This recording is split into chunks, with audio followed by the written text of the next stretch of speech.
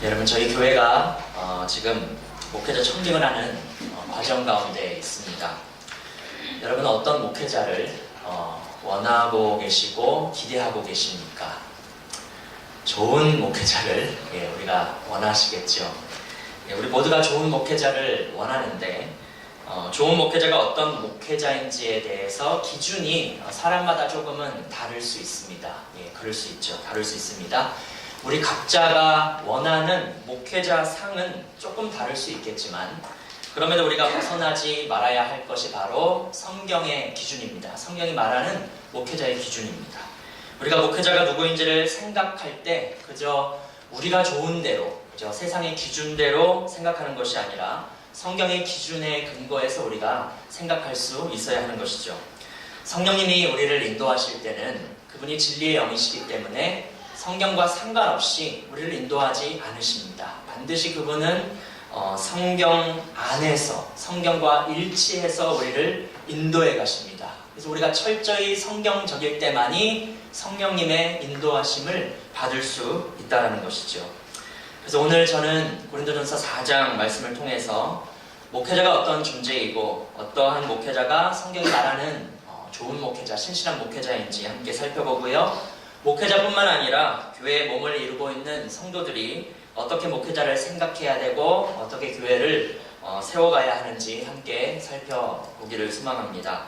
제가 작년 2월 정도에 수요예배 때 이 본문을 가지고 말씀을 나눴었는데요. 오늘은 조금 다른 적용점을 가지고 함께 말씀 나누도록 하겠습니다. 그럼 오늘 본문을 이해하기 위해서는 고린도 교회의 상황을 조금 이해할 필요가 있습니다. 제가 지난 2주 전에 마가복음 8장 말씀을 나누면서 영적인 눈이 온전히 열려져야 한다는 말씀을 드렸습니다. 단순히 예수님이 우리의 구원자요 주님이심을 볼 수 있는 그 눈이 열리는 것도 중요하지만 그분이 가시는 길이 어떤 길인가, 십자가의 길에 대해서, 제자의 삶에 대해서 눈이 열려져야 된다라고 말씀드렸습니다. 그렇지 않으면 우리가 예수는 믿는다라고 하지만 살아가는 어떤 방식이나 추구점이 세상적일 수 있기 때문이죠. 그래서 세상 가치관을 가지고 오히려 십자가의 길을 가시는 예수님을 막아서는 사탄의 역할을 우리가 할 수도 있다. 그런 것을 말씀드렸습니다. 여러분, 오늘 우리가 보게 되는 고린도 교회가 바로 영적인 눈이 반만 떠진 아주 대표적인 교회라고 할 수 있습니다. 고린도전서는 고린도 교회의 문제를 해결하기 위해서 바울이 쓴 편지인데요. 여러분 잘 아시는 대로 분열의 문제가 그 중심에 있었습니다.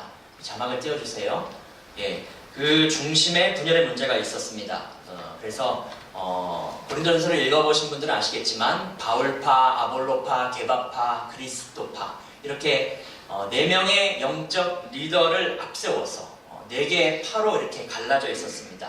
굳이 꼭 싸웠다기보다는 그 본질적인 문제에 대해서 바울은 어떻게 지금 이것을 분석하고 있냐면 육신적인 어떤 생각, 세상의 가치관을 가지고 있기 때문에 분열했다라고 분석하고 있습니다. 그러니까 십자가로 구원은 받았지만 십자가의 도를 취하지 않는, 십자가의 도로 살지 않는 세상 가치관으로 살아가는 그런 모습을 그 분열의 본질적인 원인으로 생각하고 있는 것이죠. 특정한 영적 리더를 앞세워서 특별히 세상적인 가치관으로 그 리더의 어떤 스펙을 자랑하고 능력을 자랑하고 지혜를 자랑하는 그런 일들을 통해서 여러분, 사람은 늘 그렇죠. 누구 하나 리더가 있으면 그 리더에 줄을 서게 됩니다.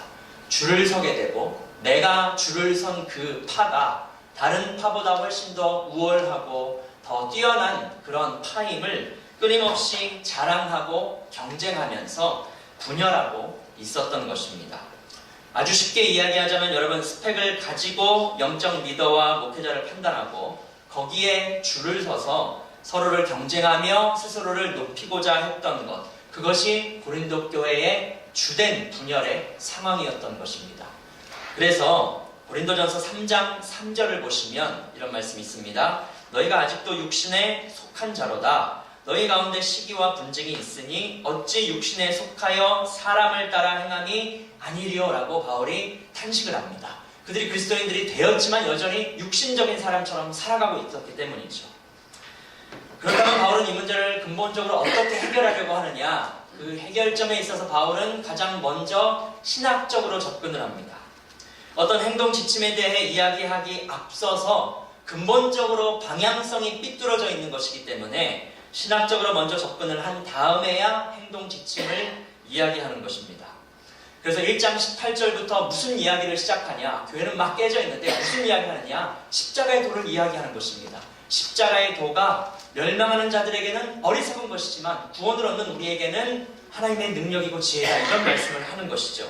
그래서 뭘 말하고자 하느냐? 고린도 교인들아, 너희가 지금 구원받은 메시지 자체가 세상적으로 보기에는 정말 어리석은 메시지다, 이걸 얘기하는 겁니다.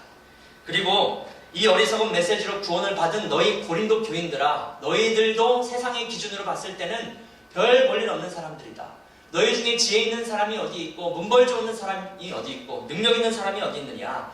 하나님이 너희 같은 약한 자들을 선택하셔서 이 세상의 강한 자들을 부끄럽게 하고 있지 않느냐? 이런 논지로 이 세상 가치관을 의지하고 있던 고린도 교인들을 이렇게 다 이 생각을 뒤엎고 있는 것이죠. 이런 이야기들을 하면서 영적 지도자에 대한, 사역자에 대한 관점도 새롭게 고쳐주고 있는 것입니다. 그게 이제 3장부터 나오는데 오늘은 4장 말씀을 통해서 여러분 이 배경을 염두에 두시면서 목회자가 도대체 어떠한 존재인지를 우리 함께 크게 4가지로 살펴보도록 하겠습니다. 오늘은 4가지입니다. 자, 1절을 보시면요. 사람이 마땅히 우리를 그리스도의 일꾼이요 하나님의 비밀을 맡은 자로 여길지어다 라고 합니다. 여기서 우리라고 했을 때는 직접적으로는 바울과 아볼로를 말하는 것이고요. 간접적으로는 말씀 사역자들인 목회자로도 우리가 볼 수 있습니다. 우리에게 적용했을 때는요. 사람이 마땅히 이 사도들, 목회자를 누구로 여겨야 한다라고 하나요? 그리스도의 일꾼, 그리고 하나님의 비밀을 맡은 자입니다. 여러분, 목회자는 그 이상도 그 이하도 아니고요. 그리스도의 일꾼이고 하나님의 비밀을 맡은 자입니다. 이것이 가장 중요한 정체성입니다. 그리스도의 일꾼이라고 했을 때에 바울이 의미하는 바가 무엇일까요, 여러분? 목회자는 교회나 사람들의 일꾼이기에 앞서서 그리스도의 일꾼이라는 것입니다. 분명히 교회를 섬깁니다. 교회를 위한 일꾼도 맞습니다. 그러나 근본적으로 교회의 일꾼이라기보다는 그리스도의 일꾼으로서 교회를 섬기는 자입니다. 그러니까 사람들의 뜻보다는 그리스도의 뜻대로 움직이는 사람이죠. 그리스도의 뜻대로 교회를 섬기는 사람이지 사람의 뜻에 의해 움직이는 그러한 일꾼이 아니라는 것입니다. 그래서 바울이 3절에 이런 고백을 합니다. 3절을 보시면 너희에게나 다른 사람에게나 판단받는 것이 내게는 매우 작은 일이다. 나도 나를 판단하지 아니하노니. 여러분, 그때 당시 바울이 사람들에게 굉장히 많은 판단을 받았습니다. 판단하는 말들이 많았는데 그것이 굉장히 자기에게는 작은 일이라고 합니다. 여러분, 우리가 보통 사람들의 어떤 말들, 평가에 굉장히 예민하죠. 사실 목회자는 더 예민할 수 있습니다. 목회자는 그야말로 사람들의 그 말과 평가에 굉장히 예민한, 그래서 말 한마디에, 성도들의 말 한마디에 천국과 지옥을 오가는 사람들이 바로 목회자들입니다. 그런데 바울이 지금 어떤 고백을 하느냐? 나는 사람들의 판단이 매우 작은 일이다. 너희들이 나를 어떻게 판단해도 그것은 나에게 그렇게 큰 영향을 주지 않는다. 이런 이야기를 하는 것이죠. 여러분, 우리는 사도 바울을 굉장히 위대하게 여기지만 실제 고린도 교인들에게 사도 바울은 별로 좋은 평가를 받지 못했습니다. 물론 그중 일부는 사도 바울을 지나치게 높였던 사람들도 있지만 대부분은 사도 바울을 굉장히 낮게 평가했던 것이죠. 참 이상하죠? 우리가 생각할 때 만약에 우리 교회의 목회자로, 청년 목회자로 바울이 온다면 우리는 굉장히 황송하고 물론 좀 너무 신령하고 그래서 좀 부담스러울 수 있지만 바울이 온다고 하면 아주 환영할 텐데 실제 고린도 교회에서는 바울이 굉장한 무시를 받았다는 것이죠. 그 이유가 무엇일까요? 세상적인 스펙을 가지고 바울을 판단했기 때문입니다. 외모가 별로다. 외모가 별로였던 것 같습니다. 그리고 말이 시원치 않다. 성경을 잘 썼는데 말이 시원치 않았다라고 해요. 그 당시에 언변이 워낙 뛰어난 설교자들이 많았기 때문이죠. 약하다, 지병도 있다. 그렇죠? 고린도후서 12장에 나오죠. 지병을 달고 사는 거예요. 다른 사람들은 고치는데 참 이상한 거예요. 능력이 없어서 맨날 고난만 받는다. 저게 무슨 사도냐. 그렇게 이제 공격을 하는 것이죠. 세상적인 가치관을 가지고. 그런 것들을 토대로 바울의 사도성까지 막 인정을 안 하기 때문에 고린도 후서에서 바울이 이것을 많이 변호하게 됩니다. 여러분, 어쨌든 바울에게 있어서 사람들이 자신을 세상적인 관점으로 평가하는 것에 대해서 그는 그렇게 크게 중요한 일이 아니다라고 생각할 수 있었습니다. 그뿐만이 아닙니다. 바울은 자기 스스로도 자기를 판단하지 않는다라고 해요. 스스로 판단해 보았을 때 4절을 보시면 내가 내 양심에 자책할 게 하나도 없다. 이렇게까지 이야기합니다. 내가 내 스스로를 돌아보아도 한 점 부끄럼 없이 지금 깨끗하게 거룩하게 경건하게 살아가고 있다라고 고백할 수 있는 것이죠. 그런데도 불구하고 내가 자책할 것이 없지만 그럼에도 이것으로 나는 의롭다함을 받지는 못한다. 이유가 무엇이죠? 다만 나를 판단할 분이 주님이시기 때문에. 어디까지나 모든 판단은 사람의 판단입니다. 다른 사람들의 판단, 자기 자신의 판단. 아무리 그 판단을 통해서 자기가 흠없이 발견된다 할지라도 그것으로 나는 의로움을 입증할 수 없다. 왜냐하면 자기가 누구인지를 분명히 인식하고 있기 때문입니다. 바울은 그리스도의 일꾼입니다. 그러니까 다른 사람들의 평가보다 더 중요한 것, 그리스도의 일꾼이기 때문에 그리스도의 평가, 주님의 평가가 가장 중요한 것이었던 것이죠. 그래서 5절에 이렇게 말합니다. 그러므로 때가 이르기 전, 때를 말하죠. 그때가 언제냐? 주께서 오시기 전까지는, 주님이 재림하시기 전까지는 아무것도 판단하지 말아라. 겉으로 드러나는 것이 다가 아니기 때문입니다. 사람의 평가가 다가 아니기 때문에. 그가 어둠에 감추인 것들을 드러내고 마음의 뜻을 나타내시리니 그때에 각 사람에게 하나님으로부터 칭찬이 있으리라. 여러분, 인간의 판단이 정확할 수 없습니다. 사람의 그 중심과 속내를 알 수 없기 때문입니다. 겉으로는 아무리 진실하게 하는 것처럼 보일 수 있어도 속으로 어떤 동기와 마음으로 하는지 사람은 알 수 없습니다. 자기 야망으로 그것을 하는 것인지 아니면 정말 순수한 마음으로 주님을 위해 하는 것인지 사람의 눈에는 보이지 않아요.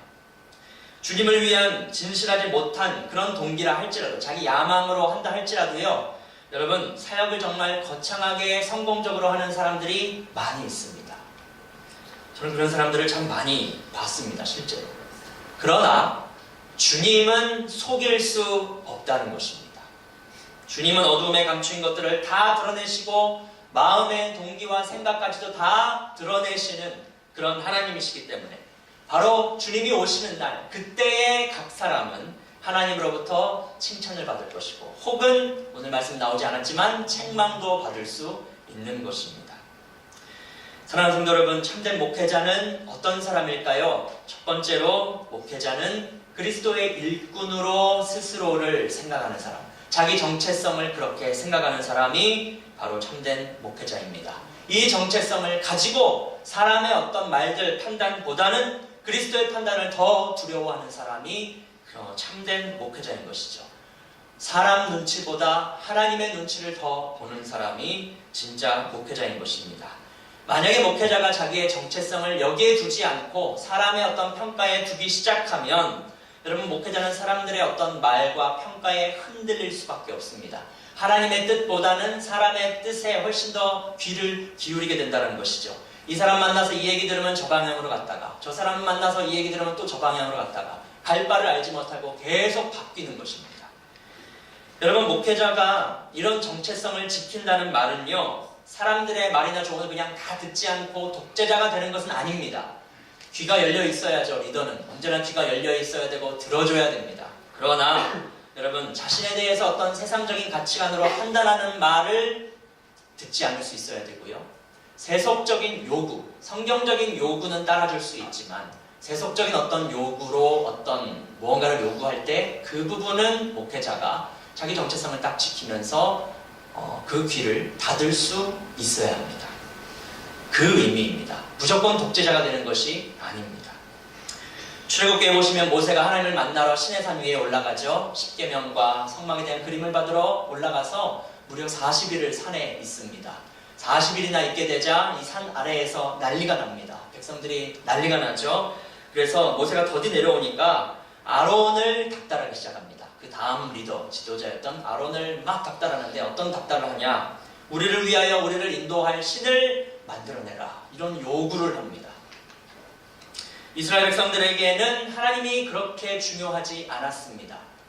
어떤 하나님이든지 자신들을 잘 인도하기만 하면 되는 것이죠. 지금 애굽에서 나왔는데 가나안 땅에 들어가야 되는데 지금 모세가 없으니까 불안한 것입니다. 자신들의 불안함만 해결해 줄 수 있다면 그것이 하나님이든 다른 신이든 상관이 없는 것입니다. 그래서 이런 요구를 하는데 아론이 이 압박을 견디지 못하고 넘어갑니다. 백성들의 요구를 들어주죠. 백성들을 만족시킵니다. 그래서 금송아지를 만들고 이 금송아지가 너희를 애굽에서 인도해낸 하나님이다라고 말을 합니다. 그래서 하나님이란 이름의 우상을 금송아지 숭배가 벌어지게 되죠. 백성들이 기뻐하며 번제도 드렸다라고 하고요. 그리고 먹고 마시고 일어나서 뛰놀았다라고 합니다. 여러분, 우상 숭배를 하게 했지만 백성들은 기뻐하면서 만족했습니다. 우상 숭배였지만 제사도 있었고요. 종교적인 체험도 있었습니다. 먹고 마시는 교제도 있었습니다. 다 있는 거예요. 기쁨도 있고. 무엇이 문제입니까? 어차피 백성들만 만족하면 되는 거 아닐까요? 백성들만 은혜만 받으면 되는 게 아닐까요? 아론이 모세보다 더 좋은 지도자가 아닐까요? 여기서 우리가 속게 되는 것이죠.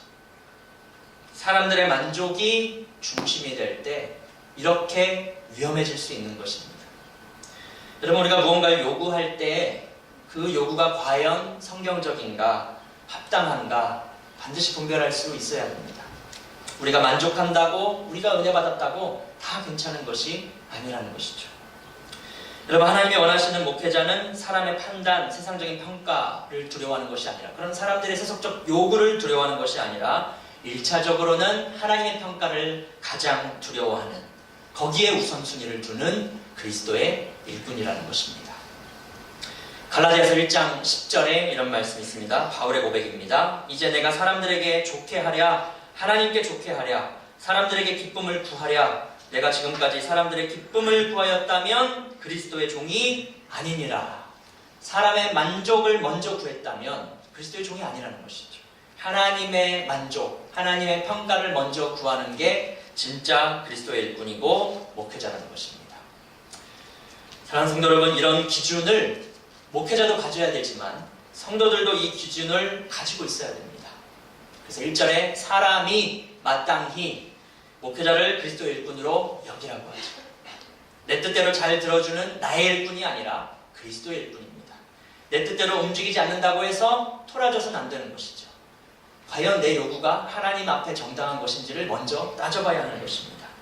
여러분 마음에 이런 기준을 분명히 가지시고 목회자를 그렇게 여기시고 바라보시는 믿음의 성도들 되시기를 주님의 이름으로 축복합니다. 자, 두 번째 부분 보겠습니다. 이것과 연결되는데요. 아까 1절에 하나님의 비밀을 맡은 자라고 했습니다. 하나님의 비밀을 맡은 자. 자, 목회자의 정체성이 그리스도의 일꾼이었다면 목회자가 하는 주된 역할이 있습니다. 하는 일. 그 역할이 바로 하나님의 비밀을 맡은 자. 쉽게 말하면 말씀을 맡은 자였죠.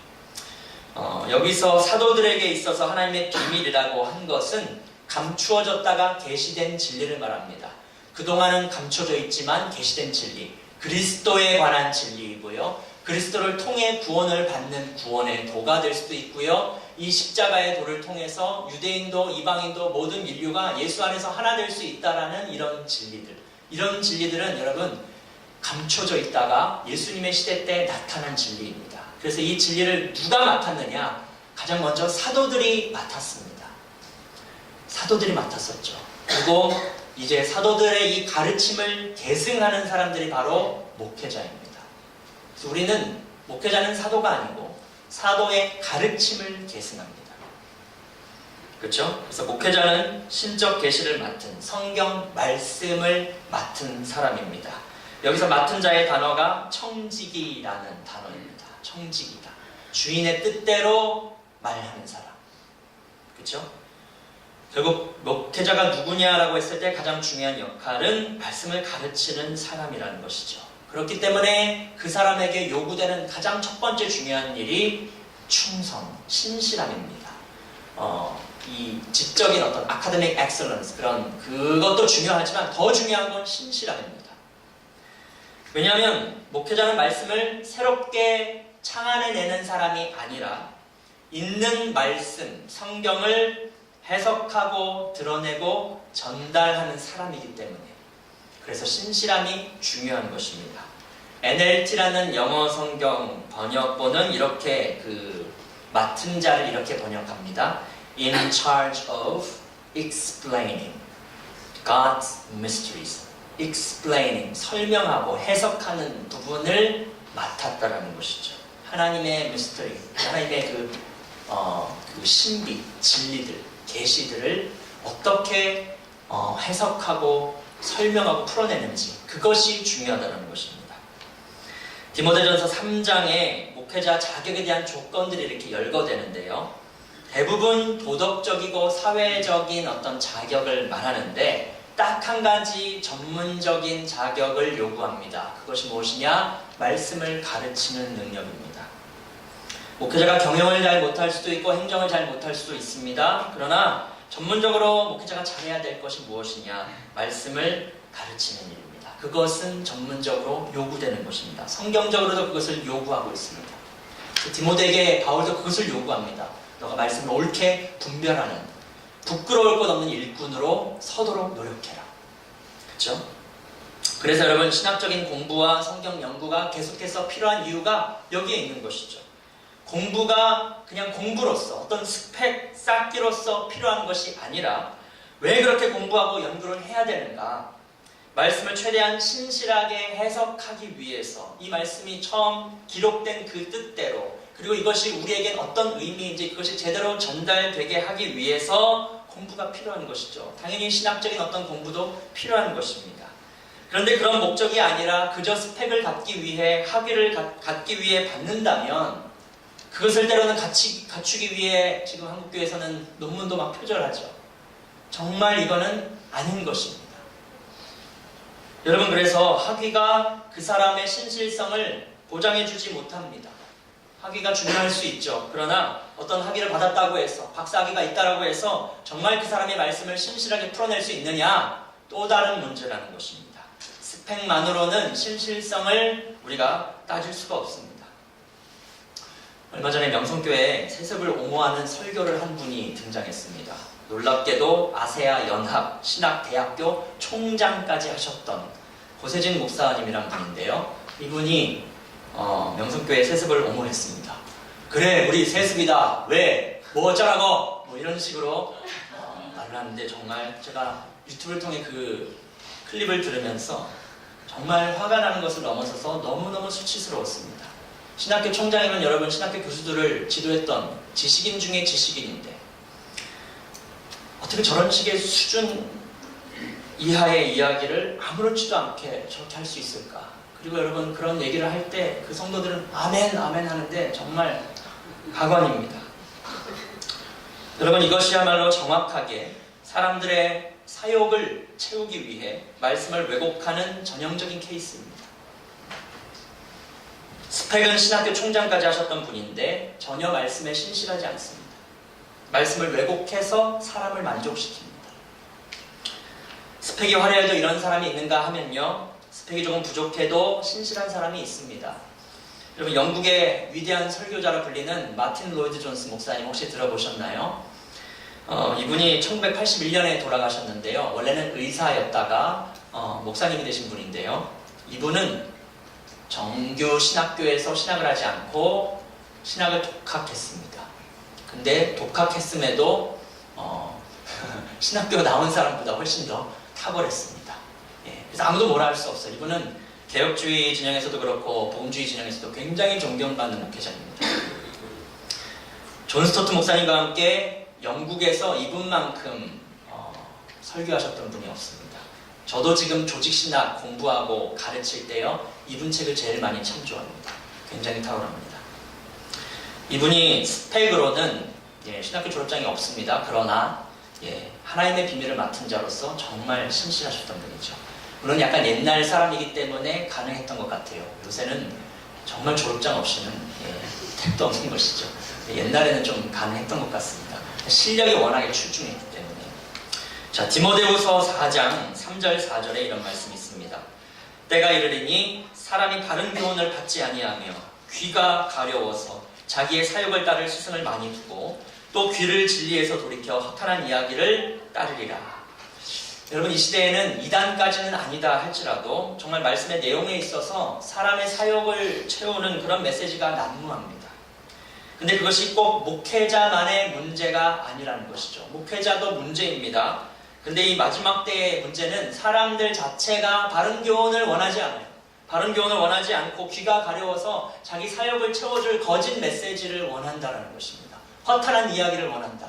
그래서 하나님이 폴 워셔 목사님은 이렇게도 얘기해요. 하나님이 그런 사람을 보낸 것은 심판이다. 사람들이 하도 말씀을 원하지 않고 자기 사역을 채워줄 메시지를 원하니까 하나님이 거짓 선지자를 주시는 것입니다. 심판으로. 옛다 거짓 선지자다. 너희가 좋아하는 거짓 선지자 받아라. 너희의 마음을 실컷 채워라. 거짓된 메시지로 너희의 마음을 실컷 채우라는 그런 심판이라고까지 말씀하십니다. 성경은 그래서 여러분 이런 현상에 대해서 두 가지를 다 이야기하는 거예요. 선생도 잘못됐지만 그 메시지를 들으려 하는 사람들도 잘못이다. 그렇죠? 하나님이 그렇게 내버려 두시는 것이죠. 종교적인 욕망 아래. 하나님은 여러분이 신앙을 통해 정말 무엇을 추구하고 원하는지, 어떤 목회자를 원하는지 하나님 분명히 알고 계시고 보고 계십니다. 여러분 어떤 말씀을 듣기 원하시고 어떤 목회자를 여러분 원하십니까? 하나님 여러분이 원하는 대로 원하시는 대로 하나님이 허락하실 수 있습니다. 그러나 그것이 축복이 될지 심판이 될지는 여러분의 믿음의 선택에 달려있는 것입니다. 자, 여러분 목회자가 어떤 존재인가 두 가지를 먼저 살펴보았습니다. 가장 핵심된 것인데요. 그리스도의 일꾼이요 청지기입니다. 6절을 보시면 바울과 아볼로는 이것을 자기들이 본을 보였다 그래요. 우리가 그리스도의 일꾼이고 말씀을 맡은 청지기라는 것을 본을 보였다. 목적이 무엇이죠? 너희로 하여금 기록된 말씀 바깥으로 나가지 않도록, 그래서 서로 대적하고 교만한 마음을 갖지 않게 하기 위해서 우리는 본을 보여주었다. 우리가 언제 우리 스스로를 그리스도의 일꾼과 어떤 말씀을 맡은 청지기 그 이상으로 높이는 것 봤느냐? 우리는 말씀 바깥으로 넘어가지 않았다. 우리는 이렇게 본을 보여줬다. 목회자는 단지 그리스도의 일꾼이고 말씀 맡은 종이다. 그 바깥으로 넘어가지 말아라. 너희들은 근데 왜 자꾸 왜 바깥으로 넘어가느냐? 목회자를 왜 그 이상으로 자꾸 생각하고 세상의 관점으로 평가하고 왜 그렇게 서로 분열하고 있느냐? 그 말을 하는 것이죠. 그렇죠? 사랑하는 성도 여러분, 목회자를 세상의 관점으로 바라보고 평가하는 것, 그 말씀 바깥으로 나가는 것입니다. 성경적인 관점으로 바라봐야만 말씀 안에 있게 되는 것입니다. 여러분 그것을 잊지 마시기를 주님의 이름으로 축복합니다. 자, 목회자가 어떤 사람인가 세 번째 살펴보겠습니다. 8절까지 13절의 내용인데요. 여러분 이것을 쭉 보시면 이게 무슨 말인가 하실 수 있는데, 바울이 고린도 교인들을 굉장히 책망하는데 아주 비꼬는 말투로 책망을 합니다. 8절을 보시면요, 너희는 이미 배부르며 이미 풍성하며 우리 없이도 왕이 되었도다, 이런 말을 하죠. 여러분 이 말은 굉장히 아이러니한 말입니다. 왜냐하면 우리가 하나님 나라를 이미 받았고 그 나라가 이미 여기서 시작되었기 때문에 엄밀히 말해서 우리가 영적으로 실제 배부르고요. 영적으로 이미 풍성하고 이미 하나님과 같이 왕같은, 하나님 나라의 왕같은 존재들이 이미 된 거예요. 영적으로는. 그러나 하나님의 나라는 이곳에서 영적인 실제가 시작되었지만 그것이 물리적인 차원으로, 실제적인 차원으로 완성될 때가 언제냐면 예수님이 재림하실 때입니다. 그 전까지는 우리가 영광을 실제적으로 얻는 게 아니라 그 전에는 무엇이 있느냐? 고난이 있는 것입니다. 그게 우리의 길입니다. 그리스도인의 길. 고린도 교인들이 놓치고 있었던 것이 무엇이냐? 영광을 얻기 이전에 고난을 받아야 된다는 거예요. 이 세상에서 주님이 오시지도 않았는데 이미 배부르고 이미 풍성하고 이미 왕처럼 살아가려고 했던 것이죠. 세상의 가치관을 끌어들여서. 여러분, 선 고난, 후 영광. 먼저 고난받고 그 다음에 영광을 얻는 것이 예수님이 가셨던 길이고 십자가의 길입니다. 바울은 고린도 교인들이 이미 영광을 얻은 사람처럼 이런 그 배부르고 풍성한 이런 삶과 자신의 삶을 그래서 의도적으로 대조시킵니다. 9절을 보십시오. 하나님이 사도인 우리를 죽이기로 작정된 자같이 끄트머리에 주셨다. 우리는 세계 곧 천사와 사람에게 구경거리가 되었다. 이런 말을 하는데요. 지금 이 표현은 그 당시 있었던 원형 경기장의 이미지를 사용한 것입니다. 범죄자들을 경기장에 풀어놓고 사자밥이 되게 하고 또 검투사랑 싸우게 하고 그 글래디에이터라는 영화에 나오죠. 그런 게 그거를 사람들이 보면서 흥분하고 열광하고 막 그랬어요. 그것이 그 당시의 엔터테인먼트였습니다. 오늘날의 UFC 뭐 그런 이종 격투기를 그 당시엔 그렇게 했던 것이죠. 훨씬 더 잔인하게.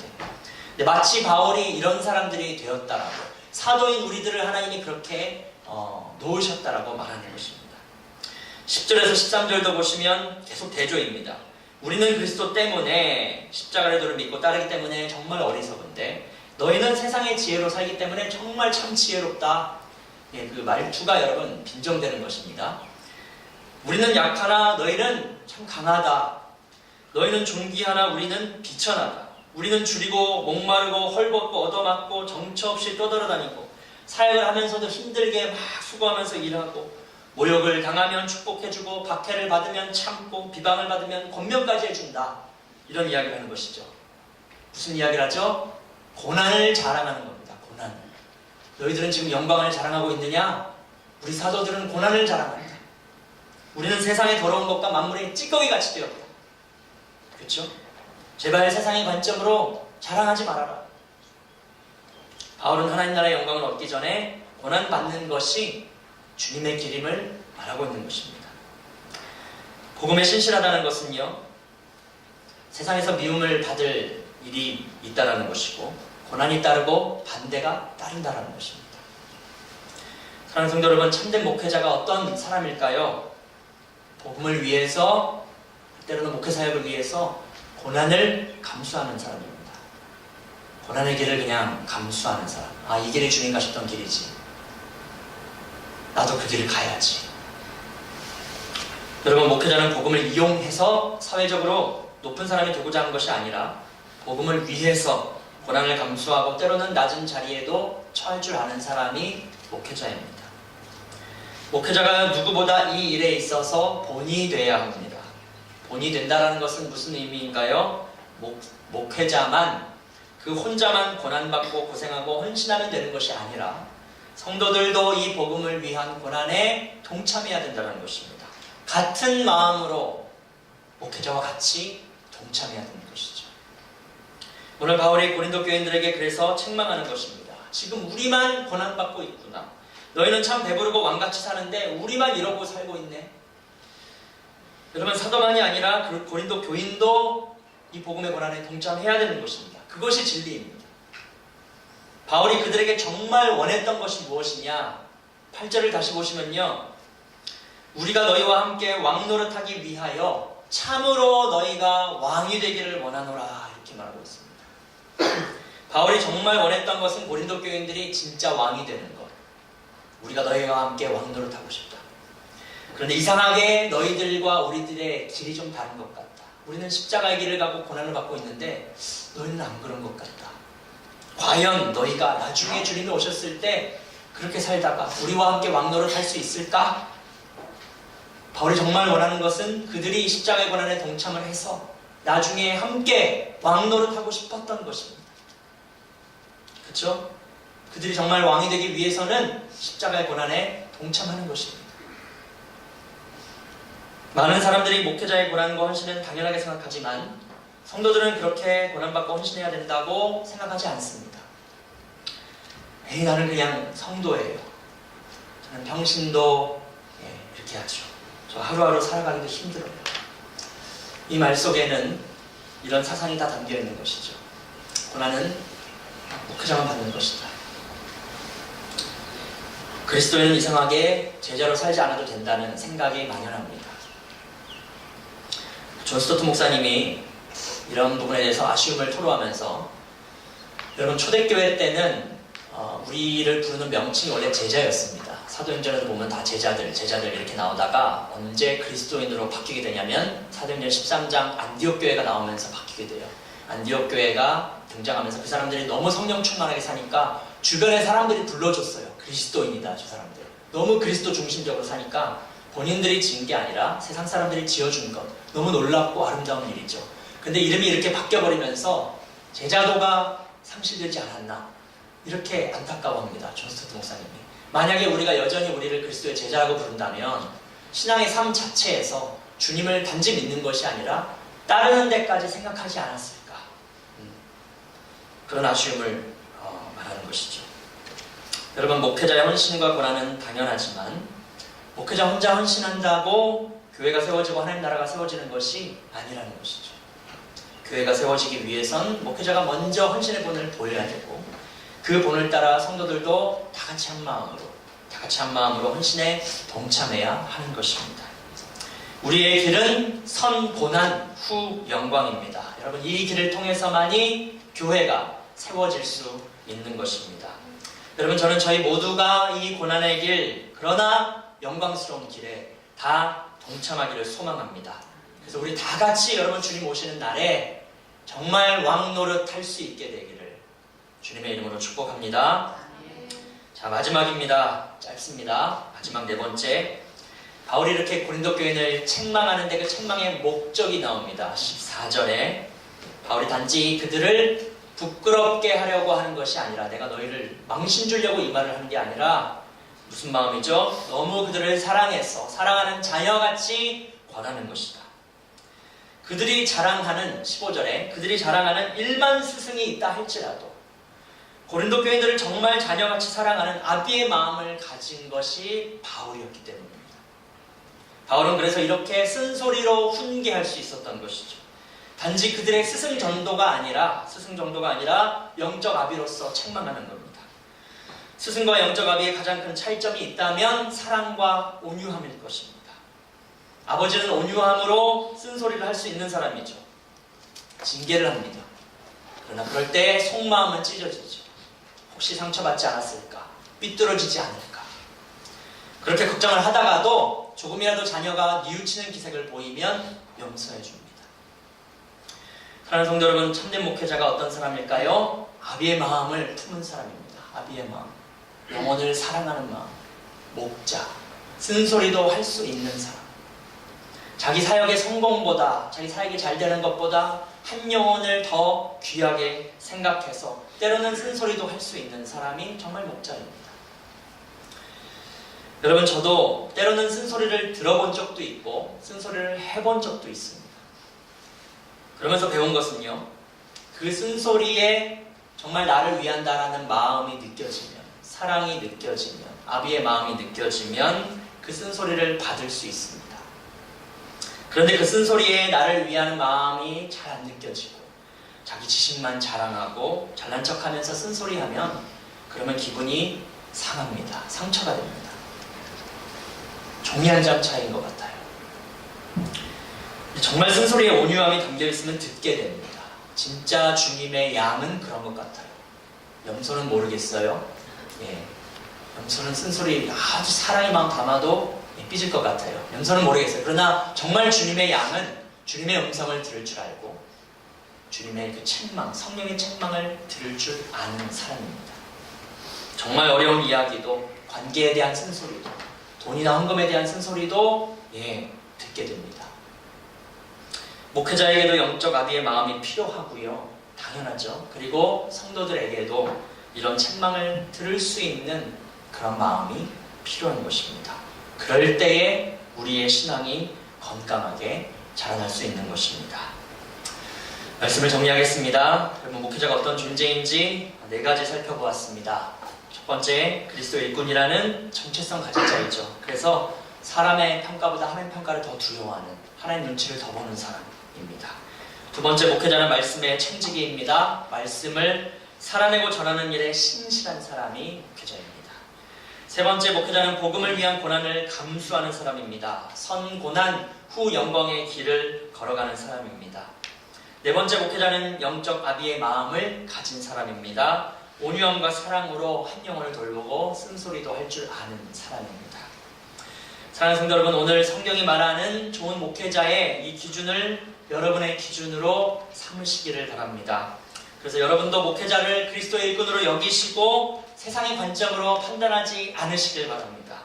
목회자를 말씀의 청지기로 여기셔서 여러분의 사역을 채우는 말씀을 구하는 것이 아니라 하나님의 말씀을 있는 그대로 구하실 수 있기를 바랍니다. 여러분도 목회자와 함께 복음을 위한 고난에 동참하시고 감수할 수 있기를 바랍니다. 목회자가 온유함으로 쓴소리를 할 때 순종할 수 있게 되기를 바랍니다. 좋은 목회자 그리고 좋은 성도들이 함께하는 이담교회가 될 수 있기를, 성령의 인도하심이 있게 되기를 주님의 이름으로 축복합니다. 우리 함께 찬양하고 기도하는 시간 갖겠습니다.